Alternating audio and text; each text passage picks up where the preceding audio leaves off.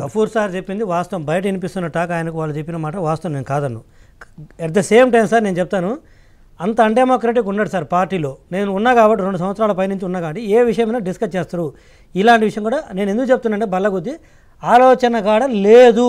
బయట మీరు ఎన్న మాట వాస్తవమేను, అవి వస్తుంటాయి సార్, రూమర్స్ వస్తుంటవి, నేను కాదను. అందులో రూమర్స్ ఉండొచ్చు, కొన్ని నిజాలు ఉండొచ్చు, నేను కాదను. ఎందుకంటే గాలి మాటలు మనం పట్టుకొని మీ దృష్టికి వచ్చినట్టు నేను ఖండించలేను, అట్లా సమర్థించలేని పరిస్థితి. బట్ ఉన్నది మాట సార్. కానీ పార్టీలో ఏంటంటే అంత టీడీపీలో అంత అన్డెమోక్రటిక్ ఉండదు. ప్రతి విషయాన్ని మా సార్ అడుగుతారు, చిన్న స్థాయిలో కూడా అడుగుతారు. ఈ విషయం రాలేదు అంటున్నాను. సో ఇంతవరకు నేను ఇందా చెప్పాను, మళ్ళీ క్రిస్టల్ క్లియర్గా నేను చెప్తాను, అంతవరకు క్లియర్ సార్.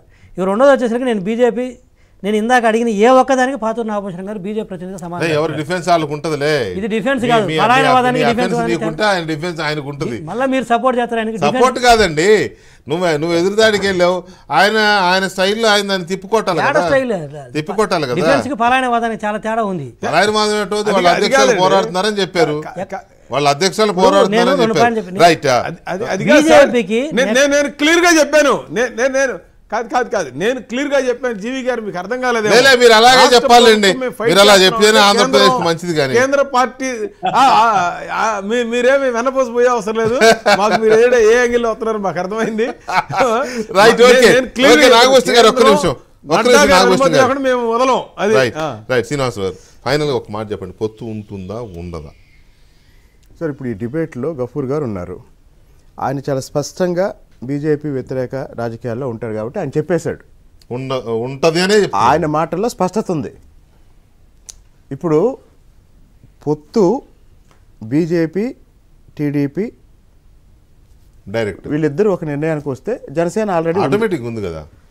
ఇప్పుడు టీడీపీ అనుభవం ఏంటంటే బీజేపీ పొత్తుతో, వాస్తవానికి బీజేపీతో పొత్తుతో ఉన్న సందర్భాల్లో కూడా సెక్యులర్ రాజకీయాలకు భిన్నంగా టీడీపీ ఏం చేయలేదు. కానీ టీడీపీ బీజేపీతో కలిసి వచ్చే ఎన్నికల్లో వెళ్తే పార్టీకి లాభ నష్టాలు ఏంటి, రాష్ట్రానికి లాభ నష్టాలు ఏంటి, అలాగనే బీజేపీ కూడా ఆలోచించుకుంటుంది. సో ఇప్పుడు రెండు పార్టీలు కూడా ఎవరి స్థాయిలో వాళ్ళు అంతర్గతంగా పైకి చెప్పకపోయినా కలిస్తే,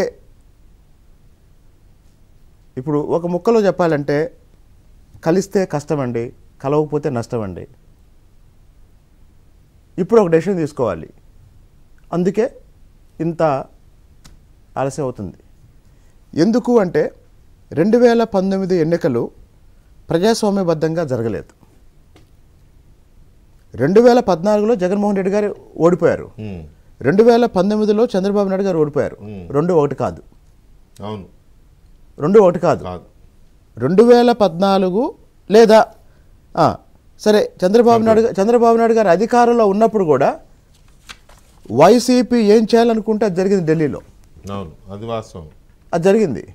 కాబట్టి తెలుగుదేశం పార్టీ ప్రయోజనాలు, ఆంధ్రప్రదేశ్ రాష్ట్ర ప్రయోజనాలు, వీటన్నిటిని మిక్స్ చేసి, ఇంకోటండి బీజేపీ విషయంలో చాలా కంప్లైంట్స్ ఉన్నాయి. ఎట్ ద సేమ్ టైం బీజేపీలో ఉన్న సుజనా చౌదరి గారు లాంటి వాళ్ళు రాష్ట్రం కోసం, అమరావతి కోసం, రాష్ట్రం కోసం విపరీతమైన తపన పడుతున్నారు. ఇప్పుడు ఏంటంటే ఇందాక నేను చెప్పినట్టు కలిస్తే కష్టం, కలవకపోతే నష్టం, దీన్ని ఎట్లా బ్యాలెన్స్ చేయాలి, అనే దాని మీద ఎక్సర్సైజ్ జరుగుతుంది. నష్టం లేదండి.